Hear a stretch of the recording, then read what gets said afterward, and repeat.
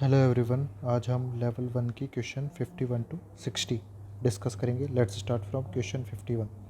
51 में बोला गया chloroform which boils at 61.7 degree centigrade if K B for chloroform is given.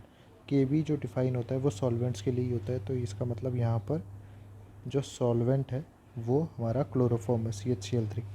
तो solvent का बॉइलिंग पॉइंट कितना दिया हुआ है 61.7 degree centigrade and K B हमारे पास दिया हुआ है 3.63 डिग्री सेंटीग्रेड पर molar. What is the boiling point of a solution of 15 kilogram of CHCl3 and 0.616 kilogram of acenaphthylene. Acenaphthylene का मोलिकुलर फार्मूला यहाँ पर अपने पास दिया हुआ है। तो अपन को पास देखें जो delta T B elevation in boiling point होता है that is K B into molality. तो डेल्टा टी बी जो होगा वो T S minus T nought K B moles of solute के मोल्स निकालने अपने को, तो 0.616 किलोग्राम को ग्राम में कन्वर्ट करेंगे डिवाइडेड बाय मोलर मास। तो इसका जो मोलिकुलर वेट होगा वो निकालना है अपने को। तो कार्बन का 12 होता है, हाइड्रोजन का 1 होता है, तो इससे 154 ये मोलिकुलर मास आ गया। तो ये तो मोल्स हो गए सॉल्यूट के, divided by weight of solvent. Weight of solvent हमारे पास 15 किलोग्राम दिया हुआ है। ठीक, तो टी एस और टी नोट हमारे पास क्या होगा, टी एस अपने को निकालना है, टी नोट 61.7। तो इस यहाँ पर हमारे पास टी एस माइनस 61.7, के बी की वैल्यू जो दी गई है वो कितनी दी गई है 3.63, 0.616 into 10⁻³ upon 154 bye 15।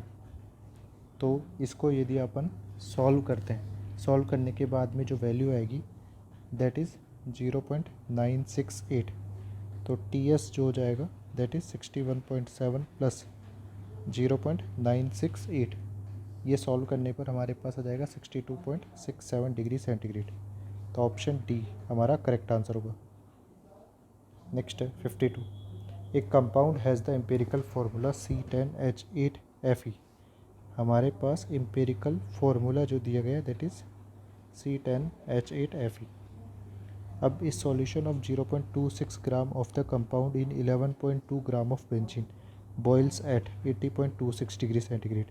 Boiling point of benzene, तो हमारे पास सॉल्यूशन का बॉइलिंग पॉइंट 80.26 डिग्री सेंटीग्रेड दिया हुआ है और सॉल्वेंट जो कि बेंजीन है उसका बॉइलिंग पॉइंट 80.10 डिग्री सेंटीग्रेड है और के बी की वैल्यू 2.53 डिग्री सेंटीग्रेड पर मोलर दी गई। मोलिकुलर फार्मूला पूछा गया है, तो डेल्टा टी बी जो कि T S minus T note होगा ये हमारे पास के बी इंटू मोलिलिटी के बराबर होगा।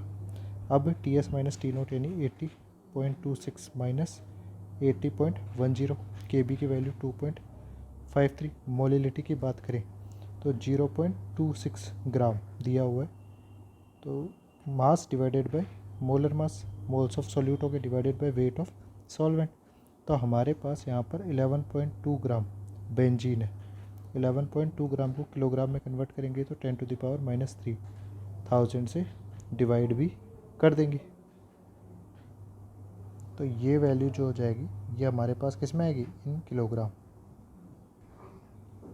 ठीक है, अब इस पूरे एक्सप्रेशन में जो अननोन है वो हमारे पास क्या दिया हुआ है, m। इस पूरी इक्वेशन को यदि आप सॉल्व करते हैं तो हमारे पास कैलकुलेट करने के बाद जो m आएगा वो नियरर आएगा 367। अब एम्पिरिकल फार्मूला ये दिया हुआ है, तो मॉलिकुलर फार्मूला जो होगा वो C10H8Fe का होल n होने वाला है। अब अपन यदि n निकालना चाहते हैं तो n के लिए क्या होगा, मॉलिकुलर मास अपॉन एम्पिरिकल मास। अब मॉलिकुलर मास जो है वो 367 है, एम्पिरिकल मास यहाँ से अपन निकाल सकते हैं, यहाँ पे 10 into 12 plus 8 into 1 plus iron का 56, तो ये 120 प्लस 8 प्लस 56 यहाँ पर क्या हो जाएगा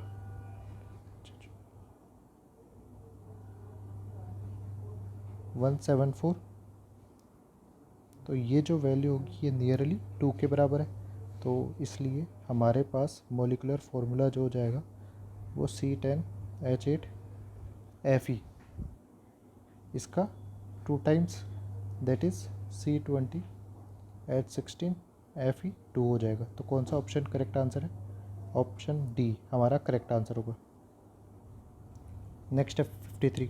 एक सॉल्यूशन है जिसमें 0.640 ग्राम एजुलिन को 100 ग्राम बेंजीन में डिसॉल्व किया जा रहा है 80.23 डिग्री सेंटीग्रेड पर। तो हमारे पास जो TS है दैट इज़ 80.23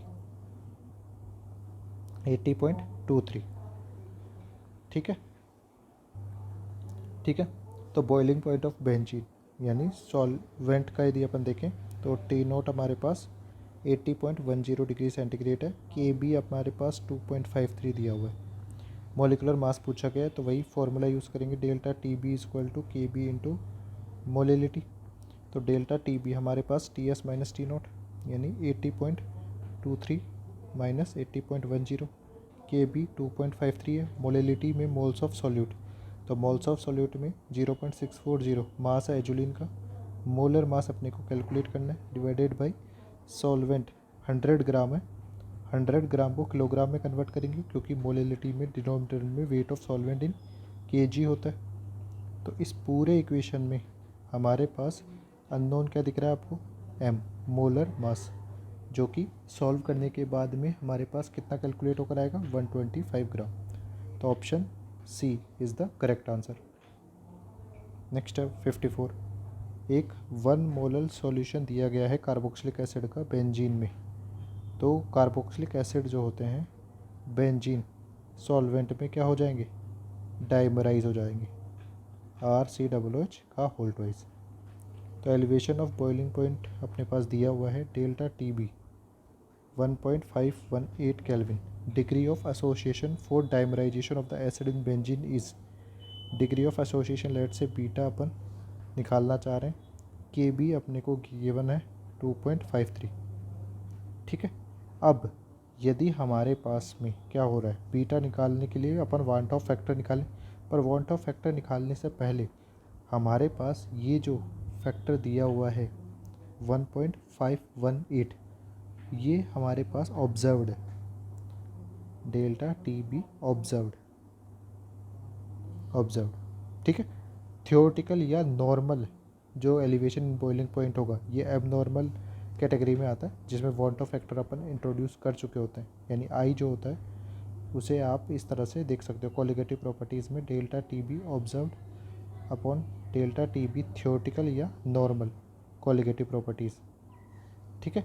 अब ये जो नॉर्मल कोलिगेटिव प्रॉपर्टी है ये अपन निकालना चाह रहे हैं, डेल्टा TB नॉर्मल या आप डेल्टा TB थियोरेटिकल इसको ले सकते हैं। तो ये हमारे पास फॉर्मूला से आएगी KB इंटू M। तो KB कितना दिया हुआ है? 2.53। मोलिलिटी की बात करें तो मोलिलिटी यहाँ पर कितनी दी हुई है? 1 मोलर सॉल्यूशन दिया हुआ है, तो ये हो जाएगा 2.53। तो ये डेल्टा TB थियोरेटिकल आ गया, इसको अपन यहाँ पे पुट कर देंगे। तो हमारे पास 1.518 अपॉन 2.53 ये आएगा, जिसको सॉल्व करने पर 0.6। अब ये वाला जो केस है एसोसिएशन, इसके लिए van't Hoff factor I equal to 1 plus 1/n-1 beta. तो n की वैल्यू क्या होगी? डाइमर का फॉर्मेशन हो रहा है 2 हो जाएगी, तो 1 प्लस 1/2 -1 बीटा, और I की वैल्यू कितनी दी हुई है? 0.6। इस पूरे इक्वेशन में अपने पास केवल अननोन क्या दिया हुआ है? बीटा, जो कि डिग्री ऑफ एसोसिएशन है, वो कैलकुलेट होकर हमारे पास कितना आएगा? 0.8। तो परसेंटेज ऑफ बीटा हमारे पास कितना हो जाएगा? 80%, यानी एसोसिएशन का जो डिग्री है वो हमारा होगा 80%। नेक्स्ट है 55। इसे बोला गया boiling point elevation constant for toluene is given. ये हमारे पास क्या है? KB है। Normal boiling point of toluene is given, enthalpy of vaporization अपने को पूछा गया। तो हमारे पास इसके लिए जो फॉर्मूला होगा वो क्या होगा कि जो एलिवेशन कांस्टेंट होता है KB वह होता है RT0² upon 1000 LV latent heat of vaporisation. इसको अपन R T note square upon 1000 delta H vaporisation molar mass of solvent. तो के बी, अब डेल्टा एच वेपराइजेशन की बात करें तो ये क्या हो जाएगा, R T note square M, ये मोलर मास ऑफ सॉल्वेंट, ठीक है, अपॉन 1000 इंटू के बी। अब आर तो हमारे पास 8.314 है। टी नोट की बात करें कि भाई हमारे पास बॉइलिंग पॉइंट ऑफ सॉल्वेंट जो दिया गया है वो 100.7 डिग्री सेंटीग्रेड है। तो टेम्परेचर टी नोट जो हो जाएगा 110.7 प्लस 273। इसको अपन सॉल्व करेंगे तो ये वैल्यू आ जाएगी 383.7। इसलिए अपन यहाँ पर 383.7 का whole square molar mass of solvent. Solvent हमारे पास यहाँ पर क्या दिया हुआ है, टोलुइन। टोलुइन का जो स्ट्रक्चर होता है दैट इज यानी CH6H5CH3। तो इसका जो मॉलिक्यूलर फार्मूला हो जाएगा वो हो जाएगा C7H8। तो मॉलिक्यूलर मास अपन देखें +8 × 1, ये 92 हो जाएगा। तो 92 मोलर मास अपन ने यूज़ कर लिया। 1000 इंटू के बी कितना दिया हुआ है यहाँ पे 3.32। तो यहाँ पर सारे के सारे वैल्यूज़ अपन ने पुट कर दी। इसको सॉल्व कर लेंगे तो डेल्टा एच वेपराइजेशन हमारे पास कैलकुलेट होकर आ जाएगा। अब ये वैल्यू सॉल्व करने पर हमारे पास आती है 33.91 इंटू 10⁻³ जूल पर मोल, जिसे आप नियरली 34 किलो जूल पर मोल लिख सकते हो। तो कौन सा ऑप्शन करेक्ट है, ऑप्शन बी हमारा करेक्ट आंसर है। नेक्स्ट है 56, which one of the following aqueous solution will exhibit highest boiling point. तो हमारे पास इफ़ सॉल्यूट की कंसंट्रेशन इंक्रीज़ करते हैं तो बॉइलिंग पॉइंट भी इंक्रीज़ होगा, क्योंकि हमारे पास लेस अवेलेबल सरफेस एरिया होगा, ज़्यादा से ज़्यादा लेस सरफेस एरिया अवेलेबल। तो इवोपरेशन लेस होगा तो ज़्यादा इवोपरेशन करने के लिए बॉइलिंग पॉइंट बढ़ाना पड़ेगा due to less surface area available. तो यहाँ पर अपन देखें यूरिया का I1 होता है तो ये 0.015 मोलर होगा। KNO3 I वैल्यू 2 हो जाएगी तो ये 0.02 हो जाएगा। यहाँ पर I की वैल्यू 3 हो जाएगी तो ये 0.3 होगा।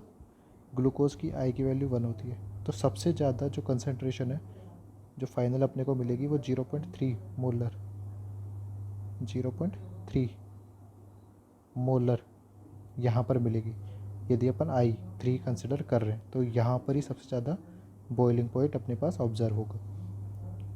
नेक्स्ट है 57। तो 57 में बोला गया calculate the percentage degree of dissociation of an electrolyte XY2 जिसका नॉर्मल मोलर मास अपने को गिवन है in water if the observed molar mass by measuring elevation boiling point is.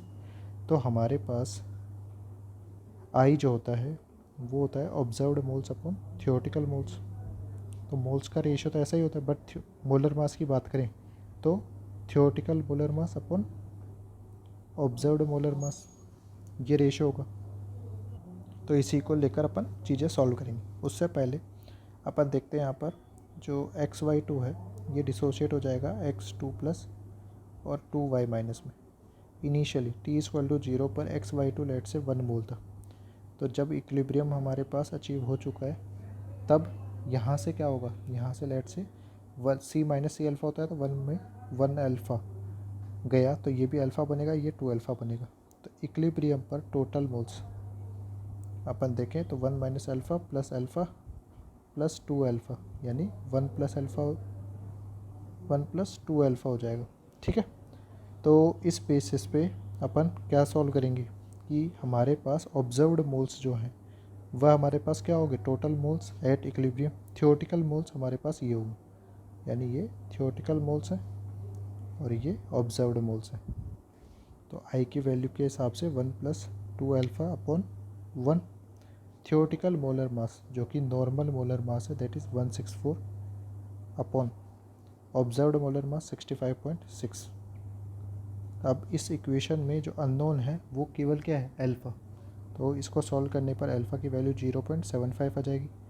तो परसेंटेज अल्फ़ा 75% होगा। तो कौन सा ऑप्शन करेक्ट आंसर है यहाँ पर, ऑप्शन E करेक्ट आंसर होगा। नेक्स्ट है 58, इसमें क्या बोला गया, if the elevation in boiling point of a solution of non volatile non electrolytic and non associating solute, non electrolytic है यानी आई की वैल्यू 1 है, तो के बी अपने पास एक्स केल्विन किलोग्राम पर मोल है इज़ वाई, तो एलिवेशन इन बॉइलिंग पॉइंट यानी डेल्टा टी बी की वैल्यू जो दी गई है वो वाई दी गई है, और कि यहाँ पर then depression in freezing point, तो ये होता है के बी इंटू मोलेलिटी, तो के बी भी यहाँ पर कितना दिया हुआ एक्स इंटू मोलेलिटी, तो यहाँ पे रिजल्टेंट ये आया है कि जो मोलेलिटी है वो हमारे पास वाई बाई एक्स के बराबर होगा।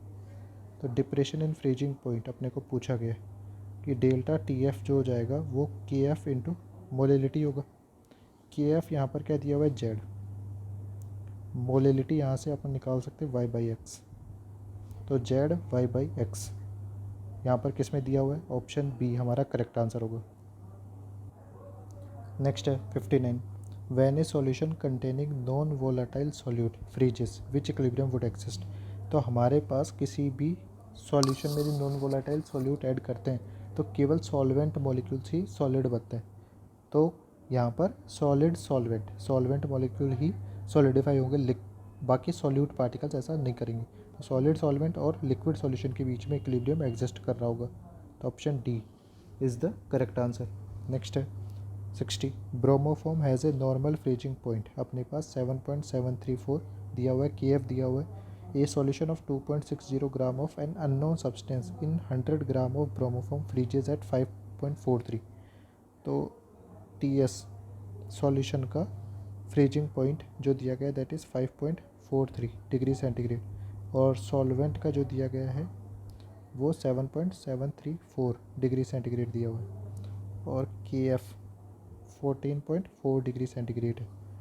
सॉल्यूशन में जो अननोन सब्सटेंस है उसका 2.60 मास दिया हुआ है, मॉलिकुलर मास अपने को पूछा गया, तो delta T F equal to होता है K F into molality, delta T F जो होगा वो T nought minus T S होगा, यहाँ पर 7.734 माइनस 5.43 इक्वल टू, यहाँ पर के एफ कितना दिया हुआ है, के एफ हमारे पास है 14.4, molality 2.60 mass divided by molar mass, weight of solvent in kilogram, 100 gram solvent of bromoform को किलोग्राम में कन्वर्ट करेंगे तो 10⁻⁻3।